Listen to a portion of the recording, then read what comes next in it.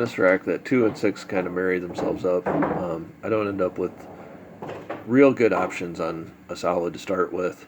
So I go ahead and shoot the 13 or the 11 ball over there in the side. You can kind of notice my forearm on that shot was nice and vertical if you back up a little bit. So I've got a nice straight stroke. On this 9 ball in my second shot, I'm basically going to hit a little draw. I'm going to go into that 7 and 13 to open them up. I end up a little unfortunate in my position. I don't look at that 15 ball, but I don't want to shoot it because if I shoot the 15, I'm going to drift into the 11 or 13 and possibly tie it up with all those solids. So I go ahead and I take the thin cut on the 13. Got to slide through the gap there.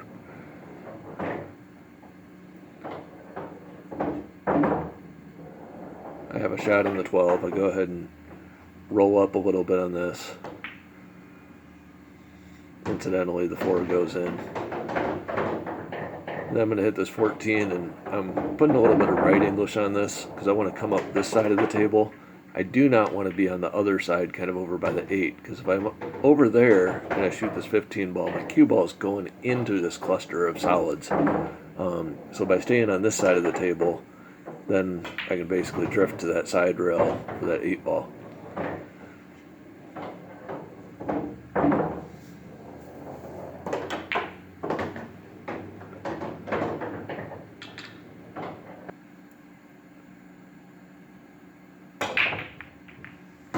On this next rack,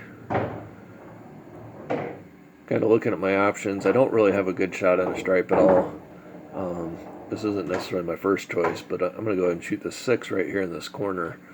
I think it's right next to the 14 ball, so I can just drift up.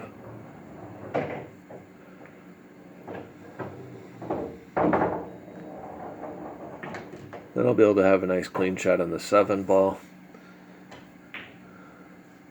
And I'll shoot the 5 next. At this point, I'm kind of working from one end of the table to the other. So I go ahead and use a little bit of follow and use right English to kind of come over for the 9. Or, sorry, the 1. Then after the 1, I'm going to go ahead and shoot the 4.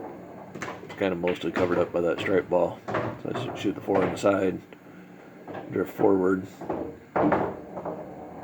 Kind of look at that 3, but I don't want to get caught up on it. So I go ahead and shoot the 2, trying to get good on this 3 ball. I end up playing a little bit of a shot where I go into that 12 ball, just get it away from the 8 and kind of go towards the 8. And then I've got a little bit of a dicey shot in the side. This wouldn't be my first choice on an 8 ball shot, but just bear down and make it.